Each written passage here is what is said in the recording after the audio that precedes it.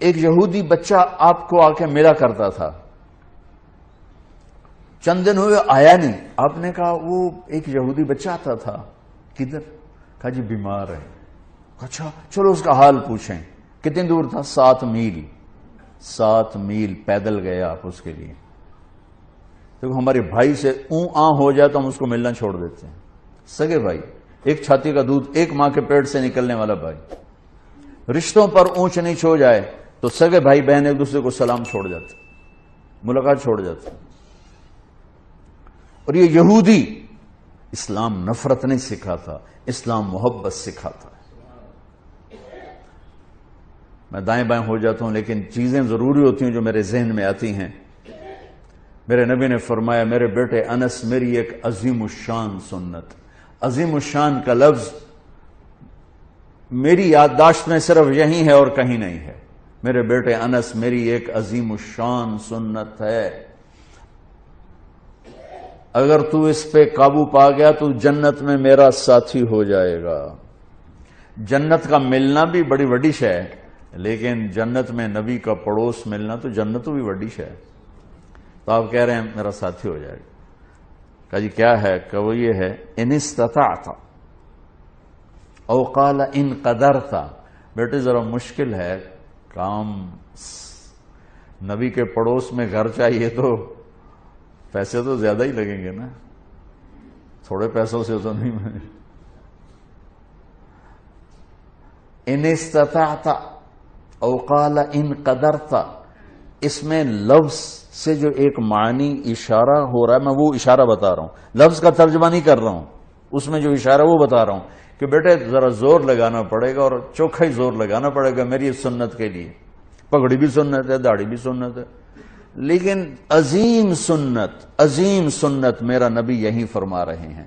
اور پھر کہا ان تصبح و تمسی، بیٹے یہ ساری زندگی کا زور لگانا ہوگا، یہ ایک دفعہ کے سے نہیں ہوگا، ساری زندگی تجھے پسینہ بہانا پڑے گا، تب تو میری اس سنت پہ قابو پائے گا، لیکن تجھے ملے گا تجھے میں مل جاؤں گا۔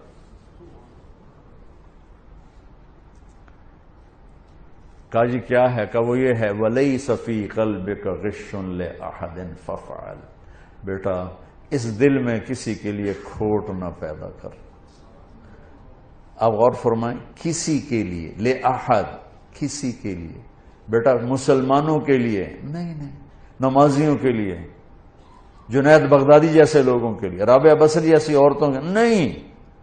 7 ارب انسان اس وقت ہیں، اس کو پتہ نہیں کتنے انسان تھے، اور یہ قیامت تک کا دستور میرے نبی بتا رہے ہیں کہ میری عظیم الشان سنت یہ ہے کہ دل کو سب سے صاف کر دو، اور یہ ایک دفعہ نہیں ہوگا، ایک دفعہ صاف کرو گے 10 دفعہ پھر گندا ہوگا۔ اس لیے کہا ان تصبح و تمسی، بیٹا ساری زندگی جھاڑو لے کے لگے رہنا۔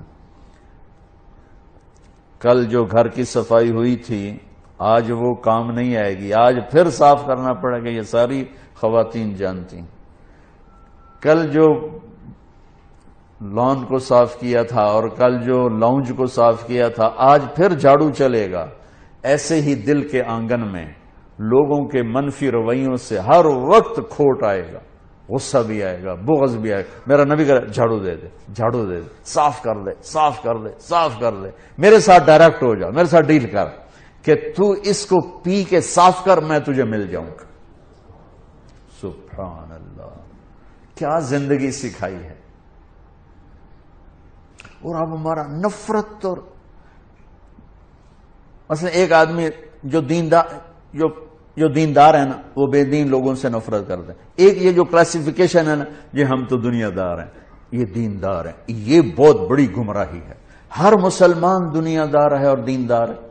جس نے کہا لا الہ الا اللہ محمد رسول اللہ وہ دیندار ہے، جس کے پاس کھانے کو روٹی ہے وہ دنیا دار ہے۔ لیکن شیطان نے کیا چکر چلا ہے؟ دیندار، ان کے اندر تکبر ڈال دیا۔ پردے والی عورت بے پرد کو ایسے دیکھتی ہے جیسے پتہ نہیں آگے کوئی کافر آ گئی، تو پگڑی والا داڑھی والا بغیر داڑھی والے کو ایسے دیکھتا ہے جیسے یہ مسلمان ہی کوئی نہیں ہے۔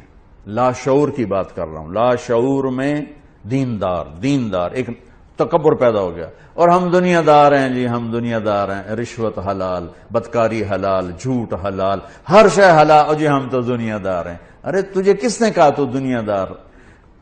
تو دیندار پہلے ہے. دنیا کون ہے جو دیندار نہیں؟